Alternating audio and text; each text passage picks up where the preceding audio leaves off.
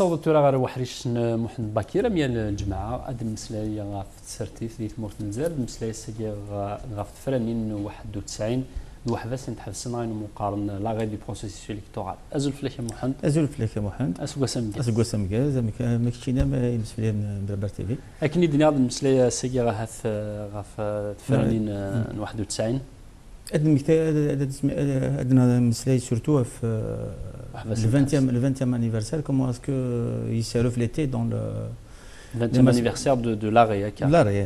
Donc il y a eu beaucoup de commentaires, il y a eu des numéros spéciaux, il y a eu des...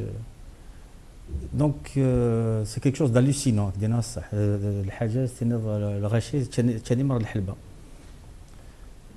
Pourquoi? Parce que c'est un événement d'abord qui date. Donc il a 20 ans, en principe le rachis c'est un de recul, les différentes forces c'est un de recul. Mais c'est un événement qui est abordé d'un point de vue très passionnel, très tendu. Donc ça veut dire que la problématique mazalite, ça d'un côté. Et en même temps, il y a cette question de recul. Donc il n'y a absolument pas une vision historique sur l'événement. Ça m'a beaucoup interrogé. Donc, je suis parti sur autre chose. Au lieu de rester sur l'arrêt du processus électoral, j'ai essayé de voir dans ce que je connais des expériences, est-ce qu'il y a quelque chose qui ressemble? Et je me suis arrêté sur une circonstance où un général, en particulier, a joué un rôle déterminant dans l'histoire de son pays. C'est une histoire parce qu'elle est dans une langue innocente, c'est en français. Donc c'est juin 1940. Juin 1940, la France elle est défaite. L'Allemagne nazie occupe le territoire français. L'État français, il reconnaît sa défaite, il se replie sur une zone du territoire et le maréchal Pétain renonce à la République, déclare l'État français et déclare une nouvelle légalité. Le général de Gaulle se retire à Londres, il lance un appel, donc il se rebelle contre l'autorité qu'il y avait, qui est l'autorité française. Maintenant, la société française, comment elle regarde ces événements, c'est un coup de force. C'est un militaire qui se rebelle contre l'autorité et qui décide qu'il ne va pas reconnaître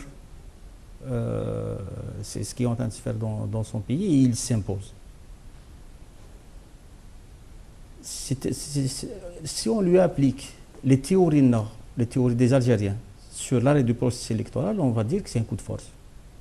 C'est une renonciation à la légalité. C'est un pays qui a été défait. Les autorités légales du pays ont trouvé un compromis avec l'occupant. Il faut se soumettre. C'est la légalité même. Or, voilà que ce général, qui était quasiment inconnu à l'époque, décide de s'instituer comme la légitimité républicaine. C'est lui la continuité de la République. Il s'impose en tant que tel et en 1945, il rétablit la République. Est-ce qu'il n'y a pas une similitude avec ce qu'on a vécu?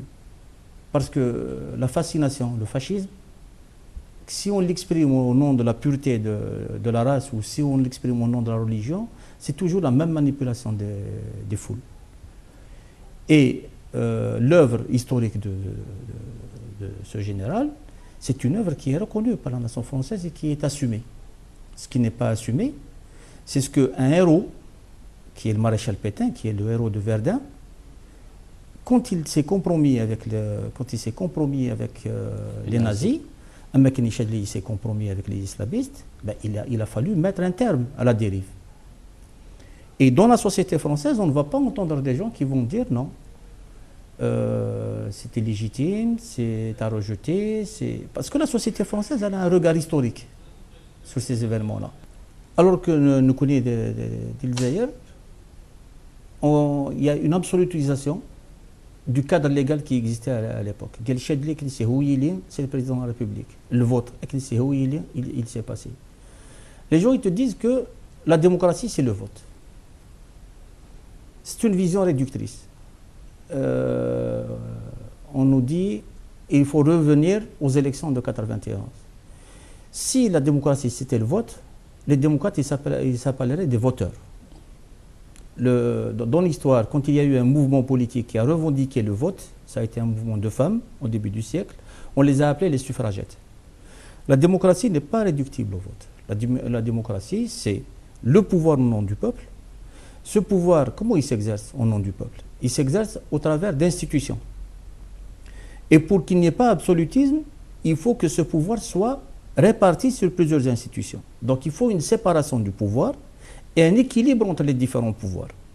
Le vote, il intervient pour la délégation. Parce que donc le chef, il détient le pouvoir pour le déléguer. Et les institutions, il a que le vote. Donc le vote, finalement, c'est un mécanisme de la démocratie. On ne peut pas réduire la démocratie aux élections. Et quand on voit la démarche des islamistes, c'est une confiscation du pouvoir. Il ne va plus s'exercer au nom du peuple, mais ils vont prétendre l'exercer au nom d'une source divine. La source divine, c'est eux, c'est leur parti, qui devient un clergé. Parce qu'à partir du moment où le sacré, il est interprété par une caste bien déterminée, on a affaire à un clergé. Ça veut dire qu'on a affaire à deux démarches différentes. Une démarche démocratique qui est donnée et une démarche théocratique qui lui fait face. Et on voit par exemple dans la commémoration de ce 20e anniversaire qu'on revient au 11 janvier comme si c'était le moment essentiel. Le 11 janvier, ce n'est pas le moment essentiel, c'est un moment particulier. Le 11 janvier fait une wala. Le 11 janvier, c'est une convergence entre les démocrates dans la société et des forces au sein du système, des forces qui ne voulaient pas de l'accession du fils au pouvoir. Donc, disons des démocrates ou choukara, mais disons des patriotes, pour un petit peu simplifier les choses. Cette convergence, donc on nous dit que c'est un coup d'arrêt au processus démocratique. S'il n'y avait pas eu des événements importants bêtes, ça peut s'entendre comme ça. Or, nous connaissons les événements, comment ils se sont passés, et c'est pour ça qu'il est important de dire qu'il faut du recul par rapport aux événements. On va aboutir à quoi? On va aboutir au 29 juin. 29 juin 1992. Le 29 juin 1992, c'est un moment important. Des choses. On en retient l'assassinat du président Boudiaf. Mais l'assassinat du président Boudiaf est un coup d'État. En quel sens c'est un coup d'État? Entre le 11 janvier et le 29 juin, il y a eu une convergence qui voulait renforcer la démocratie, qui voulait privilégier la démarche démocratique par rapport à la démarche théocratique. Les mêmes forces au sein du système qui ont convergé ont pris peur. Pourquoi ils ont pris peur? Parce que Boudiaf avait voulu lancer le RPN. Et quand ils ont vu que dans la société, des forces étaient montantes, des forces nouvelles étaient en train de se révéler autour de cette idée de RPN, il y a eu un coup d'arrêt qui a été fait, donc un coup d'État, le 29 juin 1992. Quelle est la politique qui a été menée après le 29 juin? Est-ce que c'est une politique qui prônait le renforcement de la démocratie, c'est-à-dire une nouvelle fondation du processus démocratique sur des bases plus saines, plus radicales par rapport à la théocratie? Non. Juste après le 29 juin, le discours réconciliateur, le discours dialoguiste, il fait émergence sur la scène politique. Donc depuis le 29 juin, RSCG, dans les milieux de l'État, c'est le discours dialoguiste qui accourt. C'est à partir de ce moment-là que des gens ont été dans la prison militaire pour discuter avec Ali Belhaji Abbas Madani. C'est à partir de ce moment-là qu'on a commencé à parler d'un dialogue sans exclusive, alors que Boudiaf, sa main tendue, c'était une main tendue vers le peuple. Après l'assassinat de Boudiaf, la main tendue était tendue vers les appareils politiques, vers des ententes d'appareils, essentiellement avec l'islamisme. Et on voit que notre société, elle a un problème avec l'histoire. Comment est-ce qu'un Premier ministre, qui a joué un rôle essentiel en 92, Ouzali, il vient aujourd'hui, il dit « je découvre que le système est plus dangereux que le fils ». Dans quelle situation nous sommes? Moi, il me donne l'image d'une femme répudiée, d'une mégère répudiée, qui commence à déballer la vie privée de son répudieur. C'est quelqu'un qui ne peut pas être pris au sérieux. 20 ans après, il faut qu'il s'inscrive dans la surenchère dialoguiste pour qu'il existe. Ça montre le peu de sérieux de cette classe politique. C'est une classe politique qui est complètement déphasée. Les enjeux, ils sont réels. Puisqu'il y a eu confrontation, il y a eu des forces dans la société qui se sont confrontées. Mais la classe politique, elle est en déphasage. Ça a une autre réflexion qui apparaît dans le 20e anniversaire hégéen, c'est les gens qui te disent tout ça pour ça. Ça veut dire qu'on a arrêté le processus électoral, mais on l'a arrêté pour rien. À mon sens, c'est une idée qui est fausse. Pourquoi c'est une idée qui est fausse? Les gens qui ont 90, 91, 92 disaient l'islamisme est un danger. Mais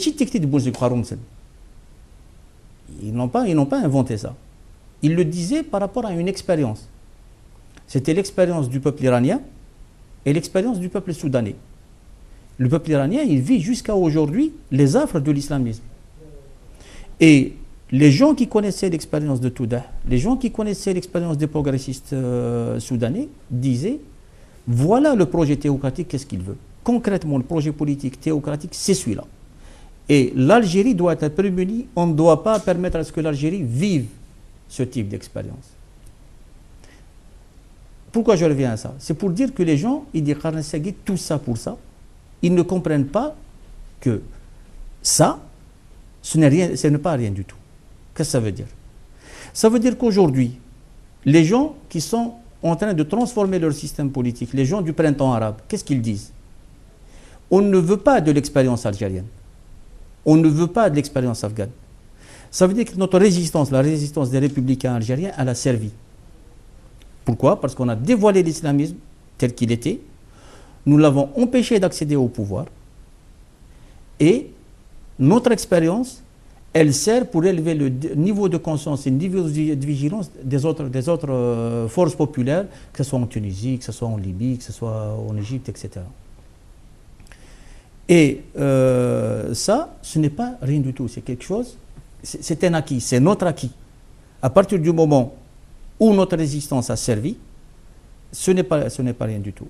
Pour revenir à la comparaison avec l'expérience française, quand on suit l'itinéraire de De Gaulle, on va le retrouver dans un deuxième coup de force, en 1958.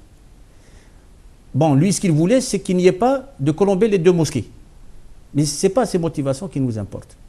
C'est le fait qu'il a engagé son pays dans la négociation des indépendances de ces anciennes colonies.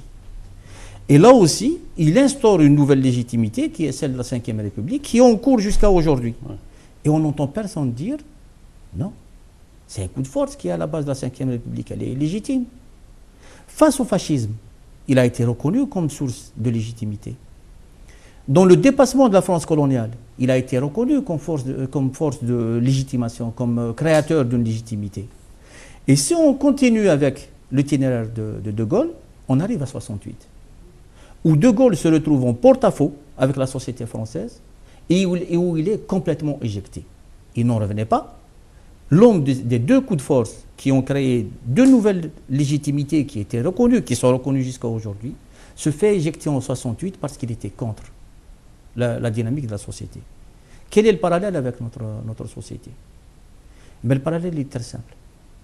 La convergence qu'il y avait entre décembre 91 et juin 92, aujourd'hui, aucune force qui était engagée dans cette convergence n'est comptable de ce que fait l'autre force. Les démocrates ne sont pas comptables de ce que font les militaires algériens aujourd'hui. Il faut les juger sur la convergence de l'époque. Et les ruptures, comme la rupture du 29 juin, on ne peut pas passer dessus. Tu vois. Et le problème, c'est que l'histoire ne s'improvise pas. Ce n'est pas les partis politiques qui font l'histoire. C'est les historiens qui la font. Et jusqu'à aujourd'hui, malheureusement, notre expérience, ce que nous vivons, les historiens n'y travaillent pas. C'est très intéressant. Décembre, juin, l'arrêt du processus électoral. ثاني ميرتي نشاد صحيح صحيح. اوكي هكا سمسليه